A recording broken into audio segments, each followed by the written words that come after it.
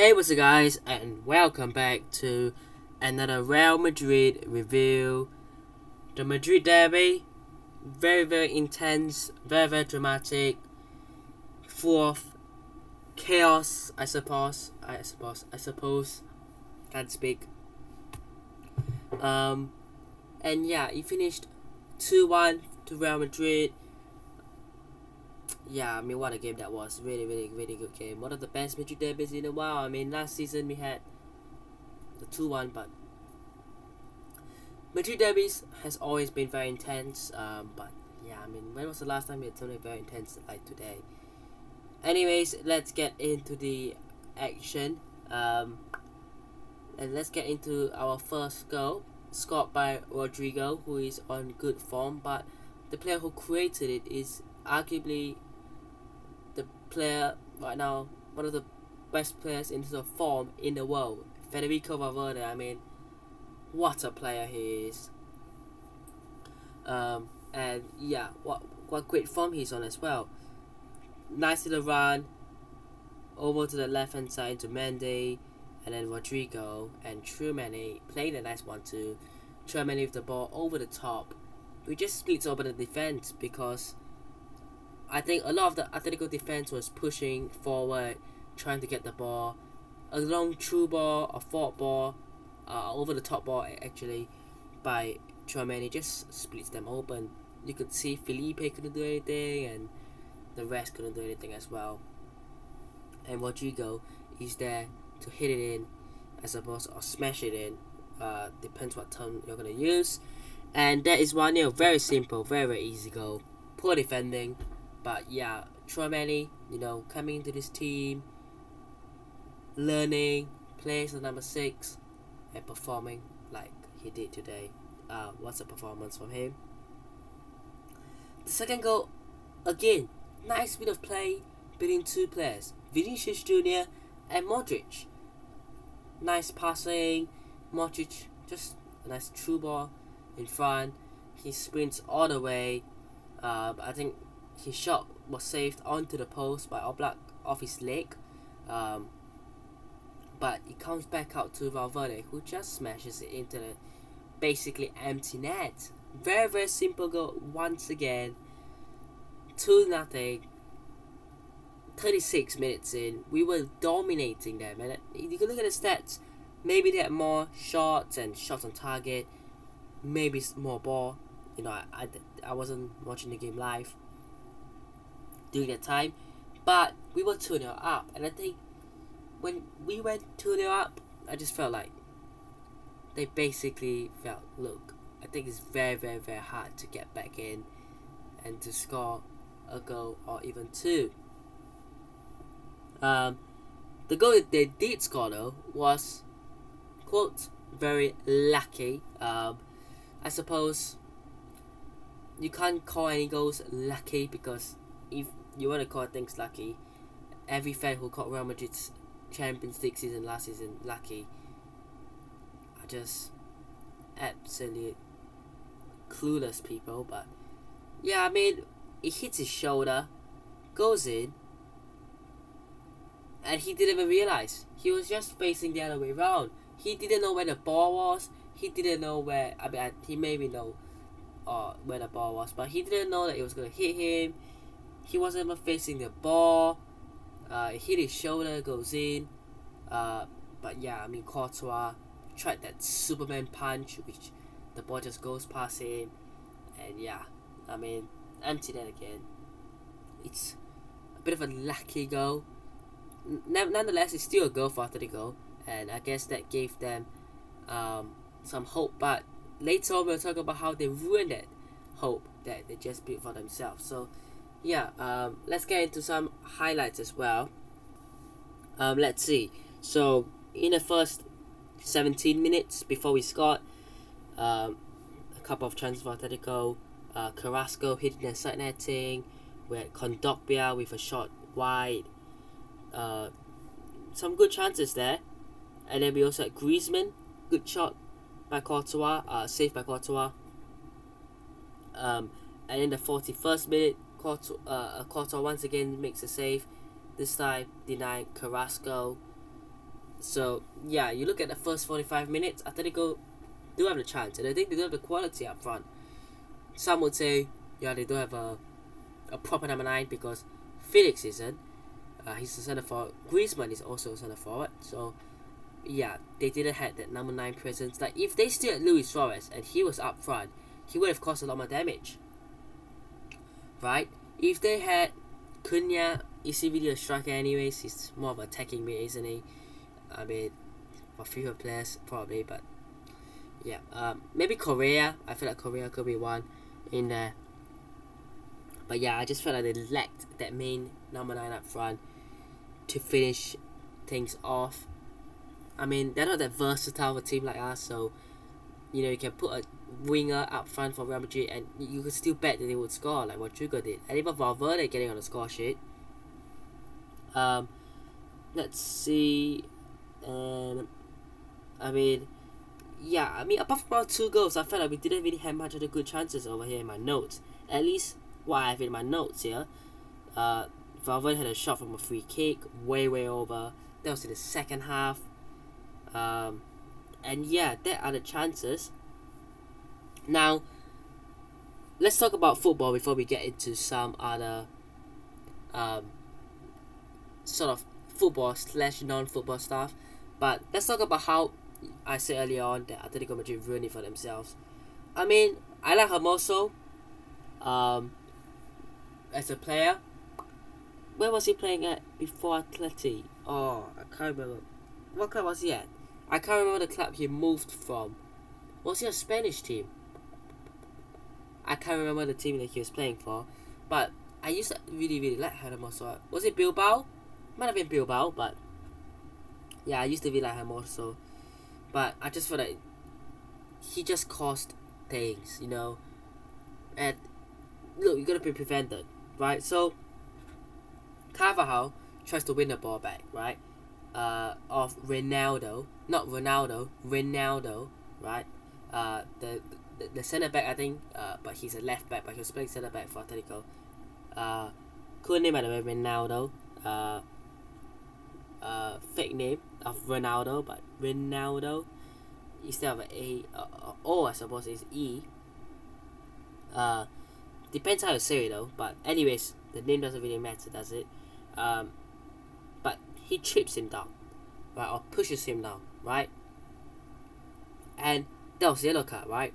So if the game just continued, Atletico free kick, go over the Carvajal, yellow card, continue.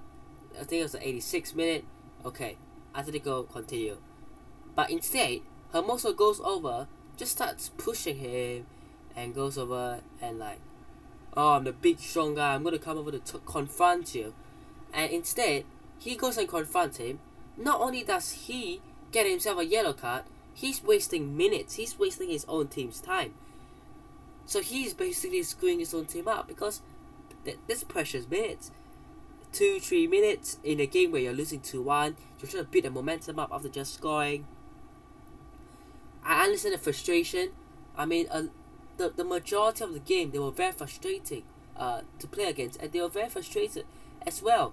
They were targeting to the players. They were going over the push, playing very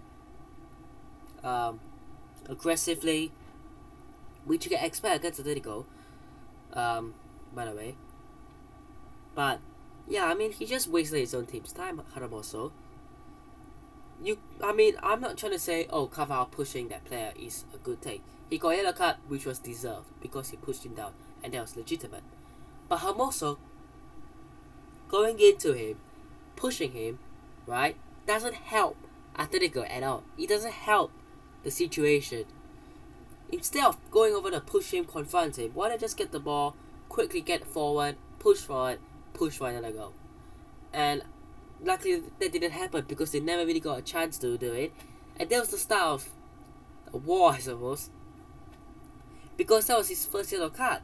What happened next? They had a corner. Stoppage time, right?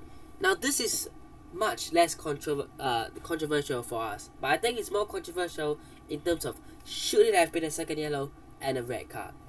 Now, he sorts of, quote, push Ceballos. Now that seems like a quite a weak contact. There was contact there, so Ceballos goes down. And I said this the other time. I said this last season, in one of the reviews where I think it was the other team doing it to us as well. Alright, some people will say, oh, you guys are so soft. Why are you falling down so easily? It's just a small contact by Hermoso, Ceballos your diver. But it's smart from Danny. It's very, very smart. Because if you look at it, right, in order to waste a bit of time, get a man sent off, all he has to do is make that contact, and if Hermoso touches him a little bit, he can just go down. And the referee's perspective isn't about how soft or how hard the contact is. The perspective of the ref is whether you have pushed him, right? It can be a soft push, but a push is a push. That is what the ref thinks, right? So he sees it, he goes, okay, you push him, second yellow, you're off. And it's smart, right? Half of me agrees with Atlético and the fans and majority of the people thinking, look, that should not be a second yellow. That should be a warning, even though he only has a yellow card, which is basically a warning. But there should be one more time you do this, or you go and do something like that, or push someone, or confront someone, or do something reckless, you're off. That is what should have been done. Instead, he goes over and give him a second yellow. That is what should have been done. Go over, give him a warning. Say, one more time, red. Right? That's all. I don't want to hear anything. But also part of me, which is the non-biased side, don't call me biased because I'm agreeing with Atlético here, is for me, he shouldn't really have pushed him. Now, again, he tries to do a bit of elbowing and tries to get away from him or something to try to go for the header, right?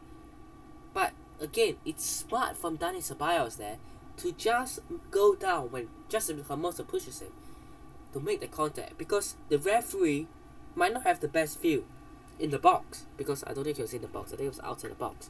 And even if he had a good view, he would have just gone and looked.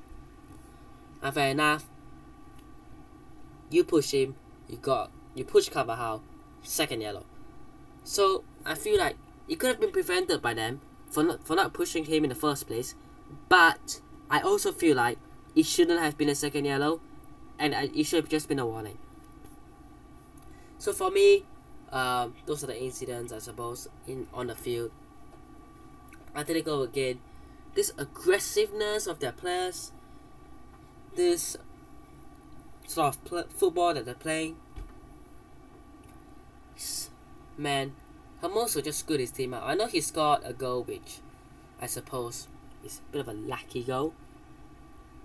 And yeah, he got his team the momentum. But not only does he lose the momentum, he basically screwed his team up. He screwed his own self up because he gets a red card. He'll be out for 1 or 2 games. I think it might be 1 game suspension. And his team lost their momentum. So, fortunately, I suppose, for us, that was it, basically. Because in the 91st minute, once you go down to 10 men, that's probably game over by then. So yeah, that is that. Now, I also want to talk about some other incidents of the field, and also, actually, it's kind of a bit of both. So, a few days ago, before the game, there has been some racism or abuse towards Vinicius Jr. Now, the abuse is obviously a wrong thing, right? But basically, he's getting abused by people or the media and social media people because he's celebrating. Yeah, this is what this world has gone to now. Because he's dancing, let's just call him a monkey. Let's just use his skin color, right, to justify that he should not be celebrating, should not be dancing. Oh, how do we justify that? How do we stop him from dancing? Oh, let's just go over there, provoke him and say, look, your skin color. and just say, oh, you're, well, what? I don't even want to say it, right? Because it's racist, right? And this should not be happening. We're in 2022. Racism should not be happening. Now, it happens in basically every sport. It happens even not in sport. In real life, I suppose everywhere in the world, racism happens, right? It doesn't matter what skin color you are. Every skin color, I suppose, will get racist abuse, right? But if this is because, and I'm not saying, oh, racism, we should support it, right? We should not. It's wrong. It's completely wrong. But what's more ridiculous on top of the racism, on top of the racist abuse to Vinicius, is the fact that how did he start? Because he was dancing. He's dancing, he's celebrating, he's happy, he's dancing, he's gonna go. Let the man, let the kid do what he wants. I mean, I suppose he's like 2021. What do you call him? A kid? A man? Can't call him a boy because that's a bit too young. But let him do what he wants. He can dance as much as he wants. I'm trying to be very friendly here, not trying to swear. But just because some people don't like to see his dance, let's call him a monkey. Let's use his skin color against him. That is ridiculous. That's the most ridiculous thing I've ever heard. And yeah, we should not be condemning or supporting, or we should be stopping racism, right?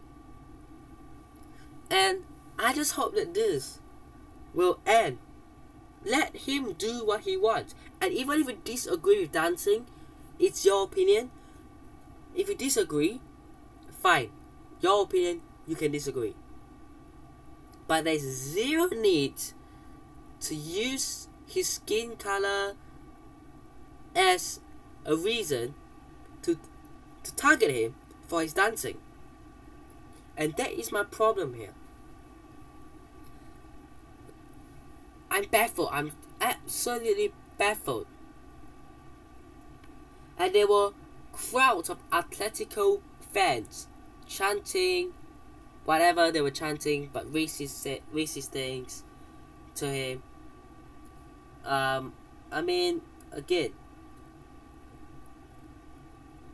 I just can't believe this is happening, man. I just cannot believe this is happening. Anyways, I would absolutely support him. Hope he's fine, and this can be very hard to go through. Racism, it's a very, very sensitive thing. Of course, you're getting abused by people because of your skin color. I mean, that's ridiculous, right? But I suppose, and I'm not saying, again, like I said, I'm not saying this is a reason to, but the most ridiculous reason, I bet he's sitting on his couch right now and thinking, look, I'm a player, I am black. Not trying to be racist, by the way, but I probably expect people to be racist to me, especially rival fans, because I'm doing so well right now. They're gonna be jealous of me, of my life, and my team, so they're gonna insult me, racist, abuse me, which I felt that he probably would have been prepared for, right? And yeah, maybe he's prepared for it, maybe he's not prepared for it. Not everyone's prepared for being racist. And I think even if you're prepared and you know that it's gonna happen, you will obviously still feel mentally and have it'll definitely affect your mental health, right? So whether you expect it, prepared for it, you'll still be affected. But I bet he's sitting down there going, look, I expect it to happen. I may be prepared for it. I may be ready for it mentally. Maybe. I'm not saying he is, but maybe, right? But what is the reason? Because I'm celebrating. I'm dancing, so people are using my skin color as a reason against me. And that is the most ridiculous thing I have heard. I mean, I've heard one more ridiculous take in life, but yeah, I mean,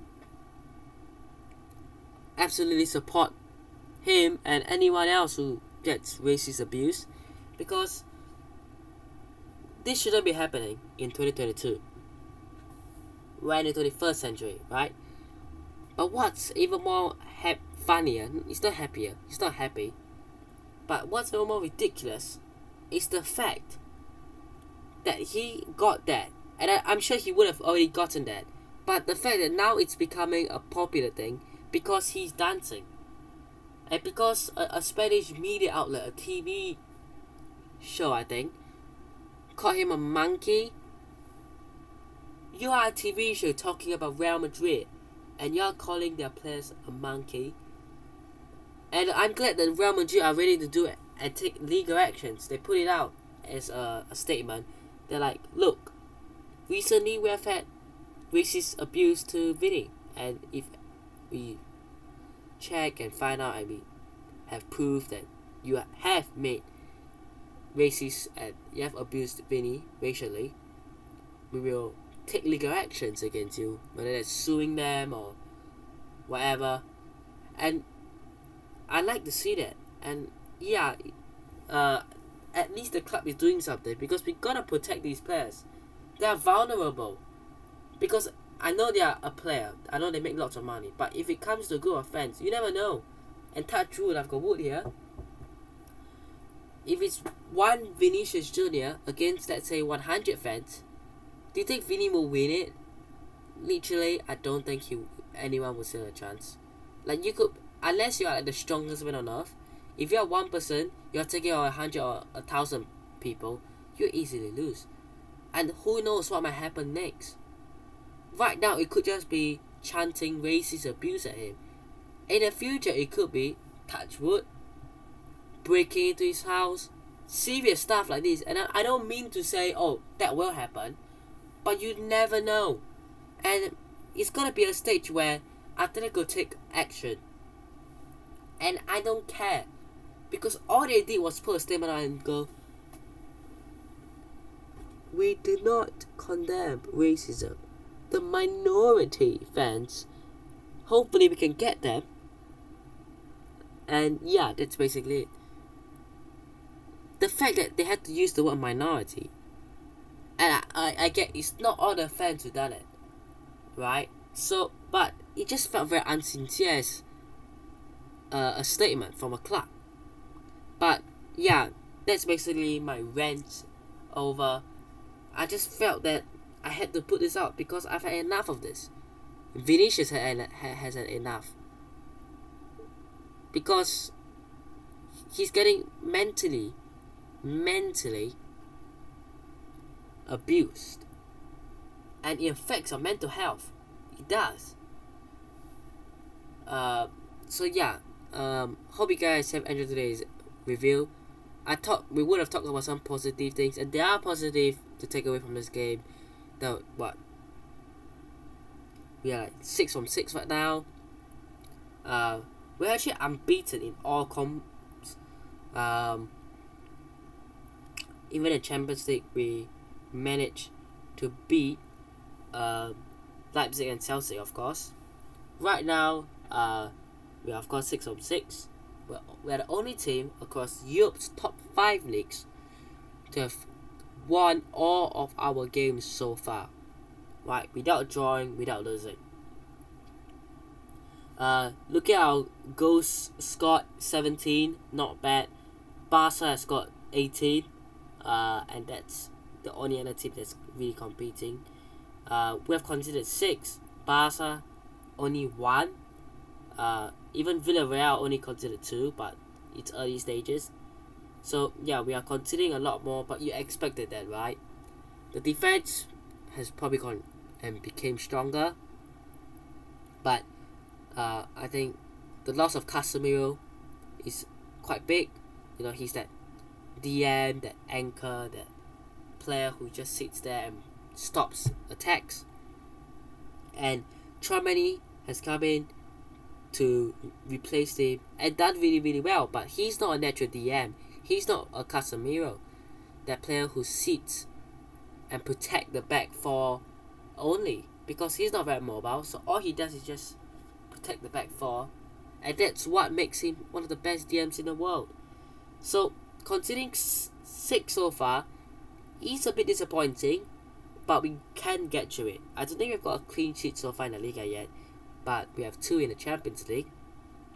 I know clean sheets and stuff people care about, and it's obviously for the goalkeepers and for the team quite important. But as long as we can go and win games after games after games, I think we'll absolutely take it. Of course, we want to start getting clean sheets. Our next game is Osasuna at home. Then we've got Shakhtar Donetsk in the Champions League at home, and then Getafe away.